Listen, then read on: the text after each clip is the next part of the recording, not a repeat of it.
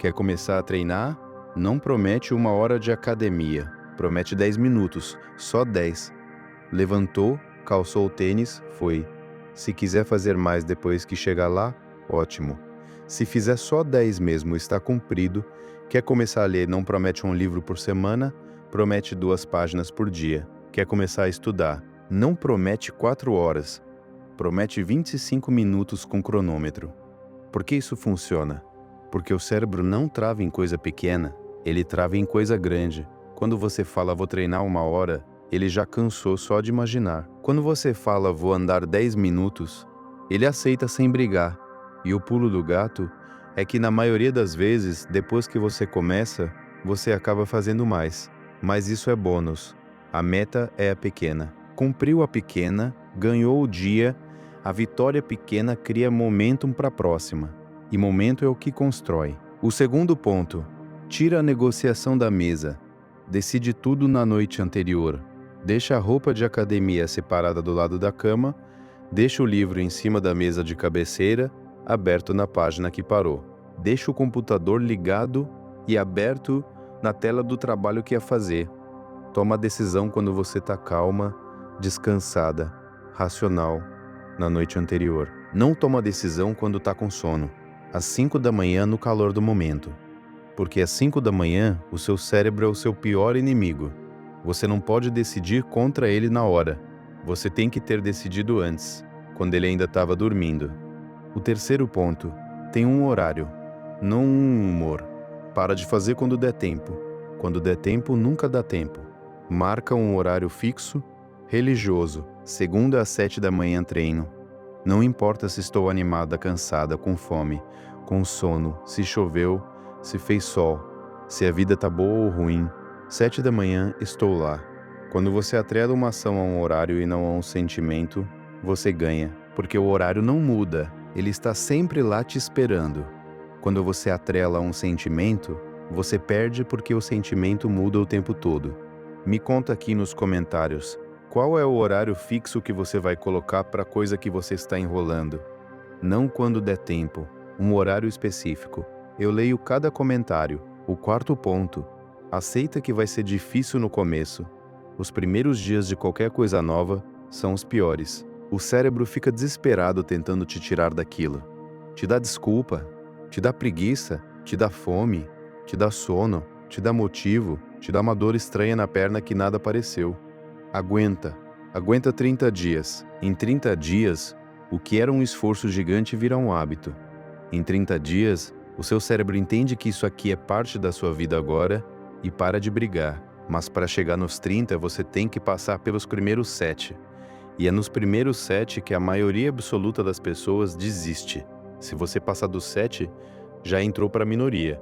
Se passar dos 30, virou outra pessoa. O quinto ponto. Não confie em você no momento da fraqueza. Você já sabe muito bem que no momento em que bate aquele cansaço, aquela fome, aquela vontade de desistir, você inventa uma desculpa que parece a coisa mais lógica e razoável do mundo. Hoje eu não posso porque não dormi bem. Amanhã eu compenso porque hoje não está rolando. Tudo mentira que o seu cérebro está te contando para te tirar do esforço. Quando bater essa voz, lembra, eu já decidi antes. Não estou decidindo agora. Agora estou apenas cumprindo o que a versão de ontem decidiu. Você não é a pessoa cansada das 5 da manhã. Você é a pessoa que ontem à noite, calma, decidiu que ia treinar. Honra essa pessoa, ela estava certa. A versão descansada e racional de você tomou uma boa decisão. A versão exausta das 5 da manhã não tem autoridade para revogar essa decisão.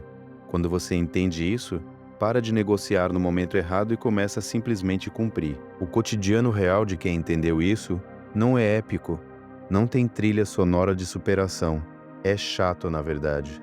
Muito chato. É a pessoa que acorda no mesmo horário todo dia, incluindo sábado e domingo. É a pessoa que faz o exercício mesmo quando está chovendo, mesmo quando ninguém está olhando. É a pessoa que estuda mesmo, na sexta à noite quando todo mundo está saindo. É a pessoa que termina a tarefa mesmo quando não tem ninguém cobrando. É a pessoa que abre a geladeira de madrugada com vontade de comer algo que não devia e fecha. É chato, é repetitivo, é monótono. Não tem glamour. Mas é exatamente isso que constrói uma vida. As pessoas querem o resultado glamouroso, mas não querem o processo chato. Querem o corpo transformado sem o treino sem graça que se repete 3 vezes por semana, ano após ano. Querem o conhecimento sem as horas de leitura silenciosa. Querem o dinheiro sem o trabalho repetitivo de todo dia. Querem a paz interior sem a constância das pequenas escolhas certas. Não existe. Não tem atalho. Não tem milagre. Não tem mágica. Tem o chato. Tem o fazer mesmo sem vontade. Tem o de novo, hoje, mais uma vez, mesmo que ninguém veja. Quem aguenta o chato por tempo suficiente, ganha. Sempre ganha. É matemática.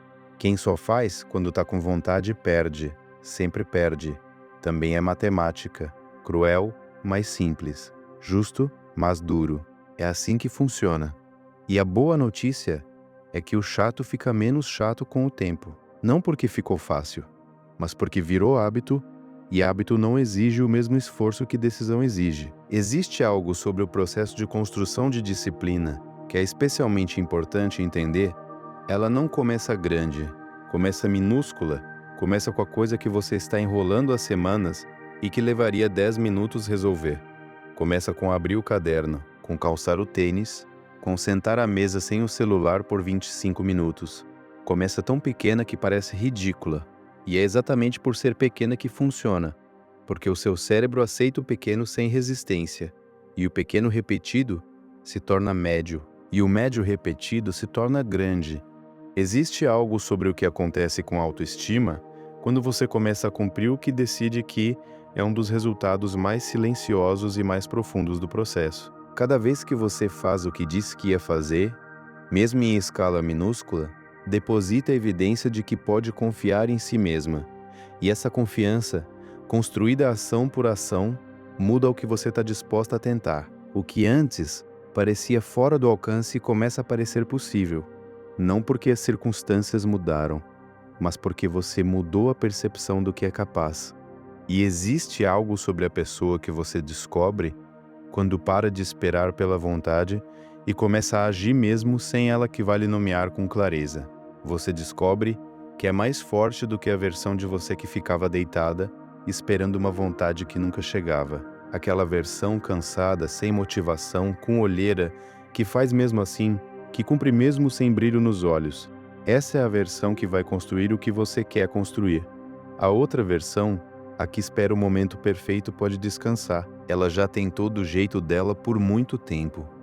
Existe algo sobre o que acontece depois dos 30 dias, que é um dos resultados mais valiosos e menos visíveis do processo.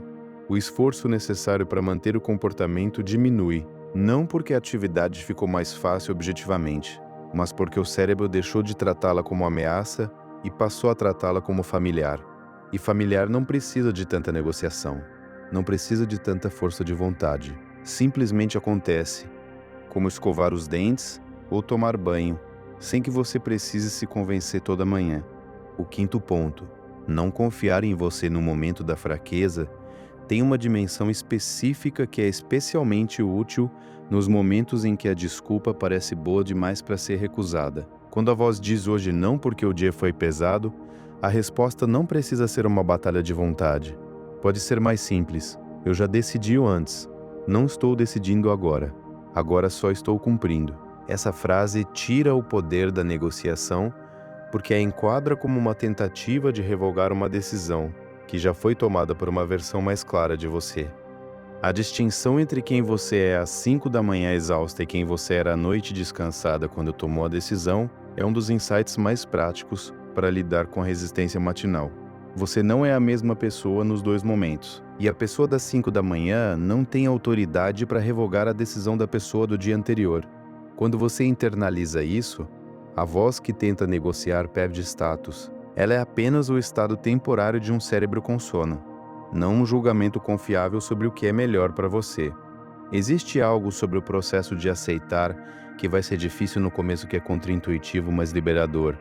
Quando você espera que o começo seja fácil e ele é difícil, isso confirma a narrativa de que você é exceção, de que não é para você. Quando você espera que o começo seja difícil e ele é difícil, isso confirma que o processo está funcionando normalmente.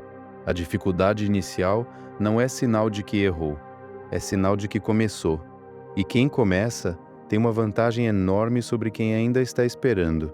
A questão do horário atrelado ao dia da semana tem um efeito adicional, que vale nomear. Com o tempo, o horário e o dia criam um gatilho contextual. O cérebro começa a associar segunda às 7 com treino, terça às 8 com estudo. E com essa associação instalada, o estado necessário para a atividade começa a ser induzido pelo contexto antes que você tenha que forçá-lo conscientemente. O ritual cria o estado, e você para de precisar da mesma quantidade de força de vontade para começar. Existe algo sobre a pequenez intencional que é especialmente útil nos períodos mais difíceis. Nos dias em que tudo parece pesado, em que a resistência é mais forte, em que a vida está mais complicada, o mínimo viável não é rendição, é sabedoria. Fazer 10 minutos num dia difícil vale mais do que fazer 1 hora num dia fácil, porque confirma que a prática não depende das condições. E o que não depende das condições é o que dura. A construção de disciplina tem um efeito colateral que raramente é descrito com precisão. Ela muda o que você acredita ser possível para você. Quando você para de apenas planejar e começa a cumprir o que planeja, a percepção de si mesma muda. O que antes parecia reservado para as outras pessoas, para quem tem mais tempo, mais energia, mais talento, começa a parecer acessível. Não porque as circunstâncias mudaram, mas porque você tem agora evidências concretas de que consegue agir mesmo sem querer. E evidências concretas são mais convincentes do que qualquer afirmação positiva. Por último, a vida que você quer não vai ser construída no dia em que a motivação finalmente chegar para ficar. Vai ser construída nos dias em que a motivação foi embora. E você foi mesmo assim. Nos dias de terça-feira, sem nenhuma razão especial, quando ninguém está olhando, quando nenhum resultado ainda apareceu. Esses dias invisíveis, repetidos com consistência, são material de que qualquer coisa real é feita. Existe algo sobre o cotidiano real, de quem entendeu como a disciplina funciona, que é discreto de uma forma que é parte do ponto. As grandes conquistas são visíveis. O processo que as criou não é. Ninguém vê o treino de terça-feira de manhã, a leitura de 25 minutos antes de dormir, a decisão de não abrir o celular na primeira meia hora do dia. Essas escolhas pequenas, invisíveis, repetidas ao longo de meses e anos, são o que cria tudo o que é visível depois. E quem constrói só o que vai ser visto, que só age quando tem plateia, não constrói muito. A questão de quanto tempo leva para a disciplina se tornar mais natural é uma das que mais gera expectativas irreais. A regra dos 30 dias é um ponto de referência útil, mas a realidade é que depende do comportamento, da frequência, da intensidade e de fatores pessoais. O que é consistente é que a resistência inicial diminui com o tempo para qualquer comportamento que é praticado regularmente, não de forma linear, com altos e baixos. Mas a tendência, com consistência, é de queda progressiva da resistência. Existe algo sobre a pessoa que você descobre ao longo desse processo que é um dos resultados mais inesperados e mais valiosos. Você descobre que é capaz de fazer coisas que não queria fazer. E essa descoberta, feita através de evidências concretas e não através de afirmações, muda fundamentalmente o que você está disposto a tentar. Coisas que antes pareciam fora do alcance começam a parecer apenas difíceis. E difícil é muito mais próximo de possível do que fora do alcance. E por último, a vida que você quer não está reservada para quem tem mais tempo, mais energia, mais talento, mais condições favoráveis. Está reservada para quem age mesmo sem essas coisas. Para quem faz 10 minutos quando não tem 1 hora. Para quem estuda uma página quando não consegue um capítulo. Para quem faz algo, qualquer coisa, no dia em que tudo está difícil. Esses atos invisíveis e sem glamour são os que constroem. Existe algo sobre como as pessoas descrevem o processo de construção de disciplina, olhando para trás depois de meses, que é consistentemente diferente do que esperavam no começo. Elas raramente descrevem momentos heróicos de superação. Descrevem o acúmulo discreto de dias em que fizeram. Dias em que não queriam, mas fizeram. Dias em que a desculpa era boa, mas não cederam. Dias em que o resultado ainda não aparecia, mas continuaram. Esse acúmulo, invisível dia a dia, é o que se torna inegável ao olhar para trás. A questão da flexibilidade dentro da estrutura é importante para não confundir disciplina com rigidez. Disciplina real inclui a capacidade de se adaptar quando as circunstâncias mudam de verdade, de distinguir uma desculpa fabricada de uma razão genuína, de ajustar o plano sem abandonar a direção.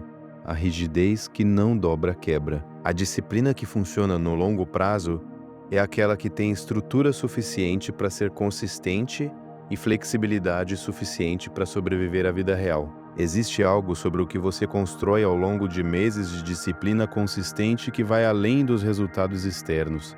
Você constrói uma evidência interna de que é alguém que pode confiar em si mesma para agir quando decide. E essa evidência é mais transformadora do que qualquer resultado específico, porque ela muda o que você está disposta a tentar. Quando você sabe que vai, você decide tentar coisas que antes nem cogitava, porque o risco de não completar parecia alto demais. Agora não parece mais. E existe algo final sobre essa conversa que vale guardar como bússola para os dias difíceis. Você não precisa querer, você precisa começar. Essa frase, aplicada ao dia de hoje, ao momento atual, ao menor gesto possível em direção ao que você quer construir, é tudo o que é de necessário agora. Não o plano completo, não a certeza de que vai dar certo, não a vontade de fazer, só o começo. E começo existe agora?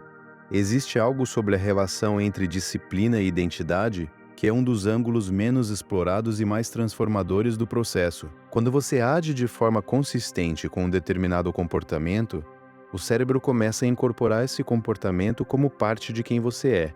Você não é mais alguém que está tentando treinar. Você é alguém que treina, e essa diferença, aparentemente semântica, tem consequências comportamentais concretas. O que faz parte de quem você é não precisa do mesmo nível de negociação que o que você está tentando forçar a fazer. A questão do que fazer quando você quebra a sequência, quando um dia não acontece, é onde muita gente perde o que construiu. A tentação é tratar a quebra como uma falha que invalida tudo o que veio antes. Mas isso é falso. Uma quebra não desfaz o padrão. Desfaz apenas aquele dia. E a resposta certa não é compensar exageradamente no dia seguinte nem se punir pela quebra. É simplesmente continuar. Sem drama, sem julgamento, sem exigir que o próximo dia faça pelo dia perdido. Existe algo sobre o processo de aceitar que vai ser chato, que é especialmente libertador quando de fato aceito. Quando você espera que o processo seja motivador, ele é chato, a chatice vira evidência de que está errado. Quando você aceita que vai ser chato, a chatice é apenas parte da descrição do processo. Você para de interpretar cada sessão difícil como um sinal de que não é para você, e passa a interpretar como simplesmente mais um dia de construção. A aceitação do chato é o que permite que o processo seja genuinamente sustentável ao longo do tempo. Existe algo sobre o cotidiano real de quem construiu disciplina que é especialmente importante para calibrar expectativas. Não é um estado de entusiasmo constante. Não é uma série de dias inspiradores, é uma série de dias ordinários, onde a decisão foi honrada, onde a promessa pequena foi cumprida, onde o horário foi respeitado. A diferença entre quem constrói e quem não constrói não está nos dias bons, está em como os dias ordinários são tratados. E a maioria esmagadora dos dias é ordinária. A frase "você não é a pessoa cansada das 5 da manhã" tem uma extensão que vale explorar. Você também não é a pessoa com sono do começo do treino. Não é a pessoa sem inspiração nos primeiros minutos de trabalho. Não é a pessoa sem vontade de abrir o livro. Esses estados são estados transitórios que duram minutos. O que você constrói nos minutos depois é permanente. E toda vez que você deixa o estado transitório de tiro que vai ou não vai acontecer, o estado transitório ganha e o permanente perde. O momentum que se cria com a consistência tem um efeito específico que vale nomear. Ele reduz o custo de recomeçar.